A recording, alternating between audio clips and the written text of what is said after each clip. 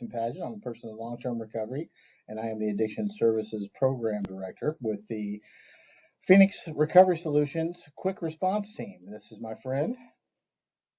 Joseph, and I am part of Phoenix Recovery Solution, and I am a certified recovery specialist, and I am also an EMT paramedic.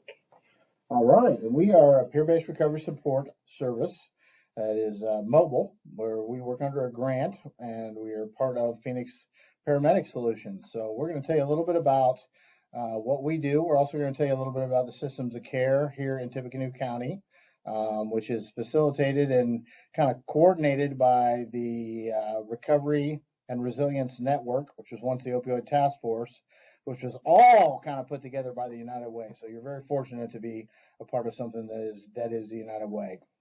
First thing I want to talk about tonight is what peer supports are, and there are a couple of different peer certifications in the state of Indiana. There are recovery coaches, which are trained in addictions only, and then there are certified recovery specialists, community health workers, which are trained in both mental health and substance use. So I'm going to read you a definition of those jobs, which I wrote myself, and I'm kind of proud of, but it should give you a really broad definition of exactly what those are.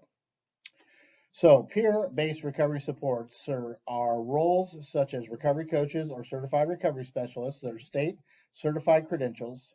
These certifications empower individuals with lived experience to seek employment aimed at providing hope, mentorship, and linkage to services to those experiencing severe alcohol and other drug and or mental health issues.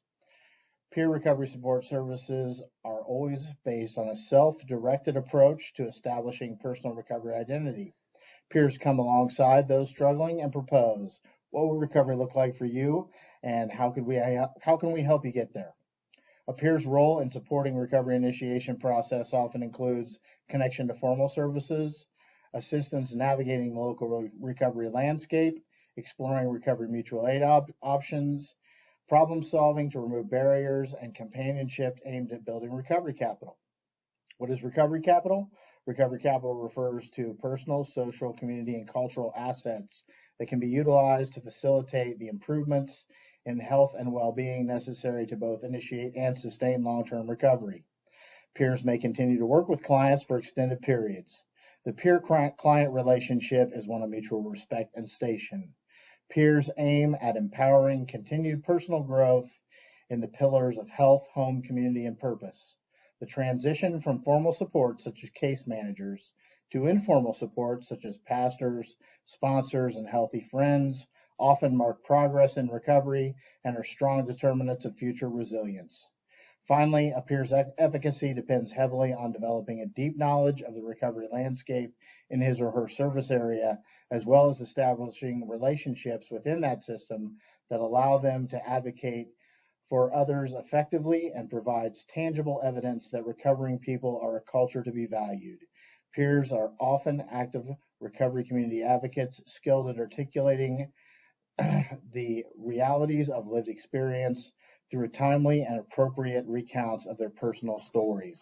So that's something that Jean Ann and I do. We have in common our job, which she's going to tell you our job kind of a little bit more in lay terms.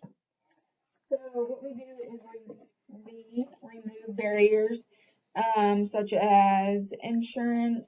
If people are having problems with getting insurance, if people has problems getting rides to recovery housing, to some doctor's appointments, but it's very short-term rides just until we can teach you how to get connected to the city bus routes and that type of things, into housing, whether it's to get connected to Lafayette Transitional Housing or into recovery housing, like I said before, and into treatment, whether it's Sycamore Springs or something like Home of Hope or Oxford House. Awesome. And we mentioned using our story, so that where Jean Ann and I are a little bit different is our recovery pathways are a little different. So my recovery pathway is a little bit more Buddhist based. It's a little bit more around mindfulness and meditation, a little bit more around individual therapy, whereas Jean Ann's recovery pathway looks a little bit more like Mine's a little bit more faith-based. I do more Brianna's Hope, Celebrate Recovery, and church. And that's cool. And that's okay, right? Yeah. You got to do whatever you got to do to keep you healthy. And it changes as time goes on. And it's important to empower people to find their pathway to recovery. And you also use the word recovery housing, which I love, instead of halfway house. I know when I very first entered recovery back in 2006, I remember my dad saying, I want you to go to halfway house. And all I could think about was a homeless shelter, which there's absolutely nothing wrong with using a homeless shelter. But at the time, that wasn't what I wanted to hear. And I remember one of my favorite sayings is, if you want to kill something, call it a weed. If you want to nurture it, call it a flower. So the language that we use sometimes, it can be very important. But we have a lot of resources here in Tippecanoe County. And starting with some of those formal resources, Jeananne, if I had a child who was struggling with opioid use disorder today, or a husband or a wife that was struggling with alcoholism or substance use disorder, what are some of the places that here in Tippecanoe County that I might be able to send them to? Well, for anybody under the age of 18, we would highly suggest Changes. And then for our adult clients, we would suggest Sycamore Springs, IU Arnett, Limestone, Franciscan Health, Meridian, Valley Oaks, Alpine, Limestone, Wellpoint, the Impact Unit, Recovery Cafe, which is the Bauer Center, NAMI, we have them help us out, Clean Slate, Oxford House, and Home with Hope. We've got a lot of resources, huh? Yeah. Yeah, a lot of medication-assisted recovery resources. That's some of that stigma around that. I remember when Limestone was first coming into town, and there was a lot of people who said no methadone clinic, buprenorphine or Suboxone. I still hear a lot about that. And if someone's suffering from diabetes, we don't tell them no. We don't tell them no. We're not going to put you on insulin.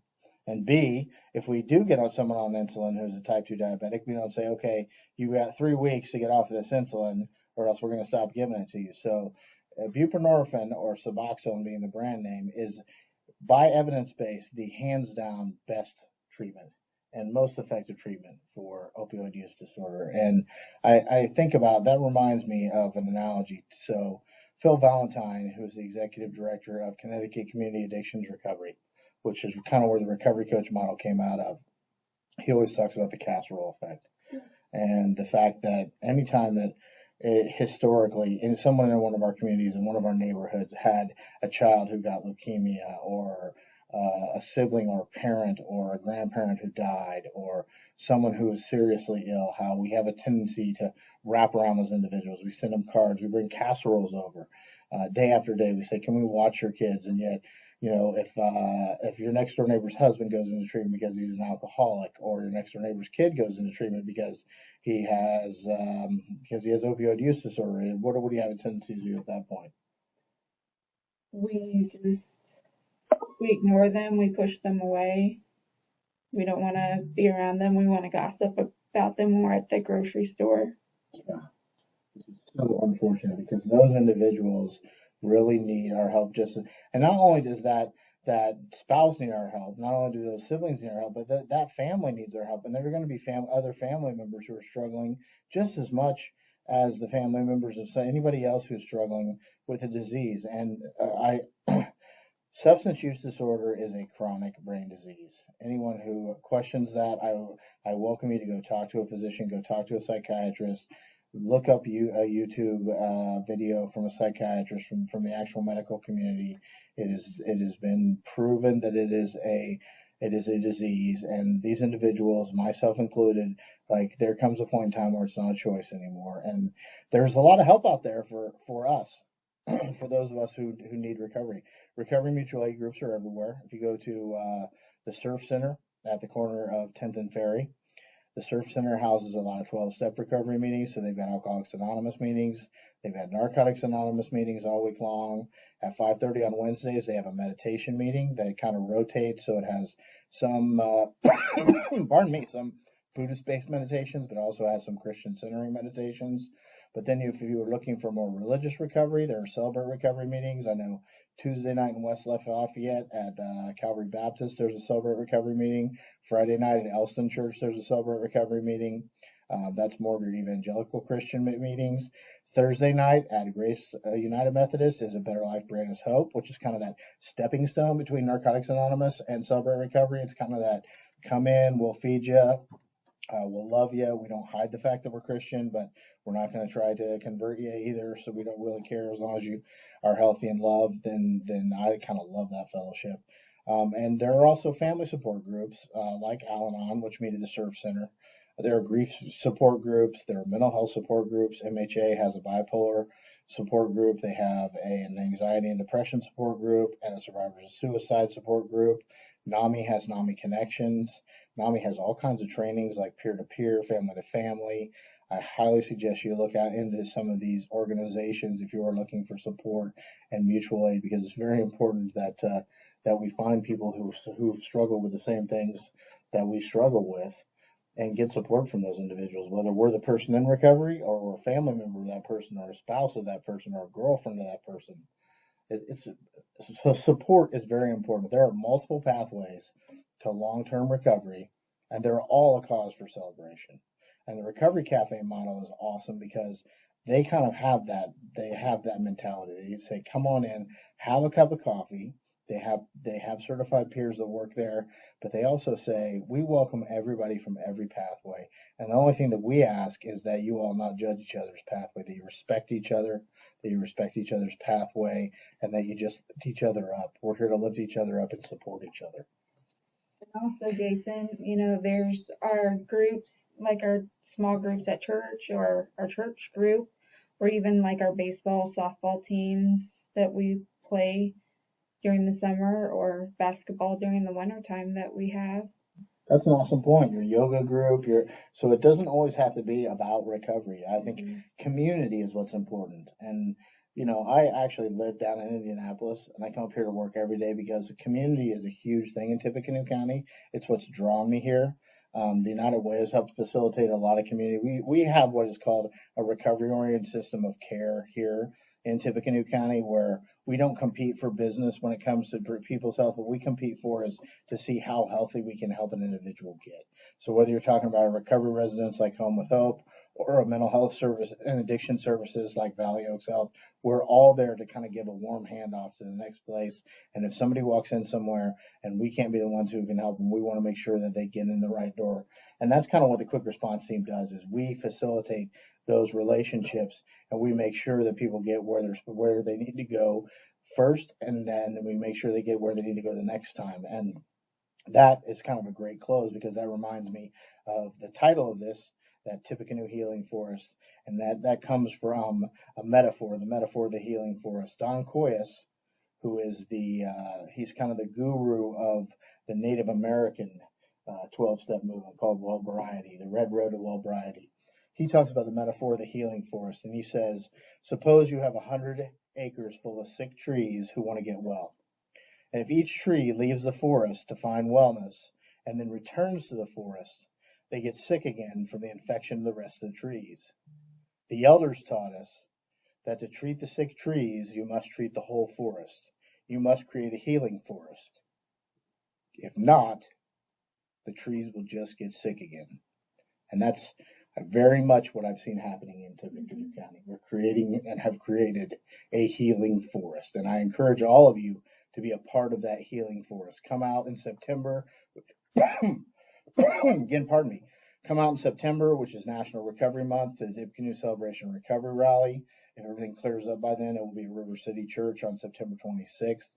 But get involved, and if getting involved just means taking a casserole to that neighbor who has somebody in their family who's struggling with substance disorder, and breaking that stigma and embracing the fact that everybody has somebody in their family who's had struggles, and embracing it as just loving one another through hard times, then do that. Keep that healing force growing. We thank you for your time. I love working with you, Jean-Ann, and let's just keep moving forward. Absolutely. All right. Good night.